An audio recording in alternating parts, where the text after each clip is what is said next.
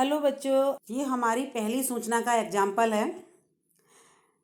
Vaishali apartment में वरिष्ठ नागरिकों के लिए आयोजित किए जा रहे किसी आयोजन के प्रमुख आकर्षणों का उल्लेख करते हुए लगभग 40 से 50 शब्दों में सूचना लिखनी है।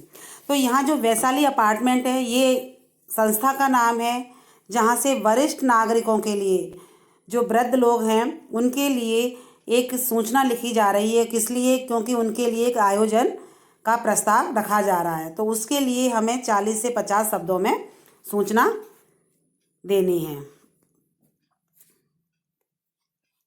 सूचना के लिए लिखते समय सबसे पहले वैशाली अपार्टमेंट जो संस्था का नाम है उसे लिखा गया है। उसके नीचे बीचों बीच सूचना लिखा है। फिर लेफ्ट हैंड की तरफ दिनांक, और सूचना के नीचे जो विषय है हमारा, वरिष्ठ नागरिकों के लिए आयोजन। फिर उसके बाद है एक लाइन छोड़ करके विषय में बताया गया है कि हमारी सोसाइटी के सभी वरिष्ठ नागरिकों को सूचित किया जा रहा है कि इस बार उनके लिए एक विशेष समारोह का आयोजन किया जा रहा है। प्रमुख आकर्षण में संगीत, सभा, कव्वाली, नाटक व उनके स्वास्थ्य से संबंधित जानकारी आदि शामिल हैं। तो यहाँ जो कीर्ति चावला अध्यक्षा हैं, उन्होंने यहाँ पर पूरा विवरण दिया है कि जो वरिष्ठ नागरिक हैं उनके लिए संगीत भी होगा और एक सभा की जाएगी जिसमें कव्वाली, नाटक होंगे और उनके स्वास्थ्य से संबंधित उनको जानकारी भी उपलब्ध कराई जाएगी, जो कि समय और स्थान भी उपलब्ध कराया गया है। डेट दी है 15 मई, समय दिया है दोपहर का समय 2 बजे, और जो स्थान है वो वैशाली अपार्टमेंट में आयोजन शुरू होगा।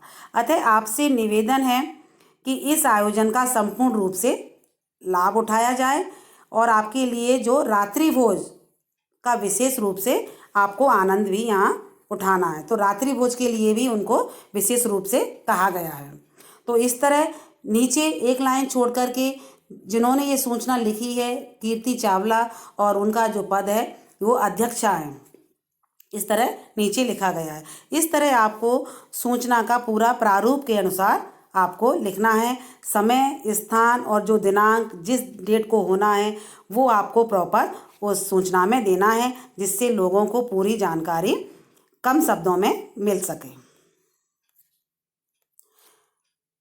दूसरी सूचना का उदाहरण है हमारा विद्यालय के प्रधानाध्यापक के सेवानिवृत्त, जो उनका रिटायरमेंट है, होने पर सचिव अमन शर्मा एक विदाई समारोह करना चाहते हैं और विद्यालय कार्यालय के मार्गदर्शन में विदाई समारोह के विषय में 40 से 50 शब्दों में सूचना लिखनी है।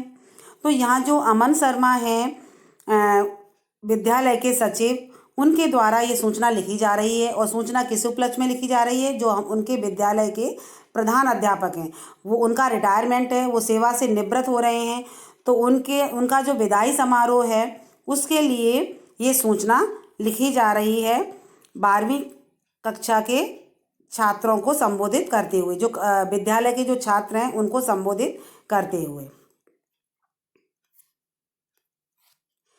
सबसे पहले ऊपर उन्होंने संस्था का नाम लिखा, लेकिन नाम नहीं दिया है विद्यालय का, तो उन्होंने का खा गा यहाँ पर लिख दिया है। उससे नीचे बीचों बीच केंद्र में सूचना लिखा और लेफ्ट हैंड की तरफ यहाँ दिनांक लिखा बाईं तरफ।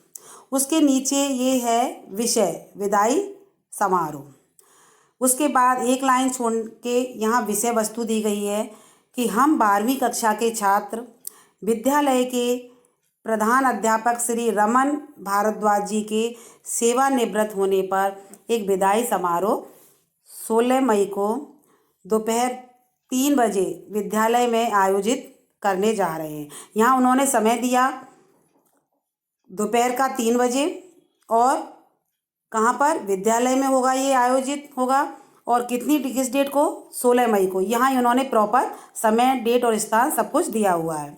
संपूर्ण कार्यक्रम निर्धारित कर लिया गया है, कार्यालय से भी स्वीकृति ले ली गई है। अतः विद्यालय के 12वीं कक्षा के सभी छात्रों से अनुरोध है कि निर्धारित दिवस को अधिक से अधिक संख्या में पहुंचकर इस विदाई का समारोह का हिस्सा बने और उन्हें भावभीनी विदाई दें। यहाँ उन्होंने 12वीं कक्षा के सभी छात्रों को निर्धारित समय पर बुलाया है और वे अपने प्रधान अध्यापक श्री रमन भारद्वाज जी को भावभीनी विदाई देना चाहते हैं। अमन शर्मा जो 12वीं कक्षा के सचिव हैं, उनका यहाँ नाम दिया है, फिर वो जो उनका जो पद है वो भी बताया गया है, और ये कक्षा 12वीं के सचिव हैं। इस तरह उन्होंने यहाँ पूरी इन्फॉर्मेशन जो दी है, पूरी जानकारी संक्षिप्त रूप में और बॉक्स में दी है, जिससे कि 12वीं कक्षा के छात्रों के पास ये पूरी जानकारी उन्हें मिल सके और वे अपने प्रधानाचार्य की सेवानिवृत्त के जो आयोजन है उसमें वे सम्मिलित हो सकें।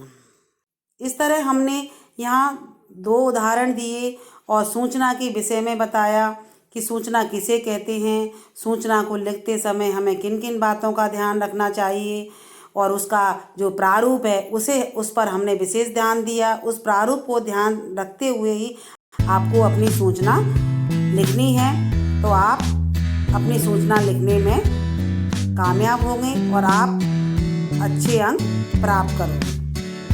धन्यवाद।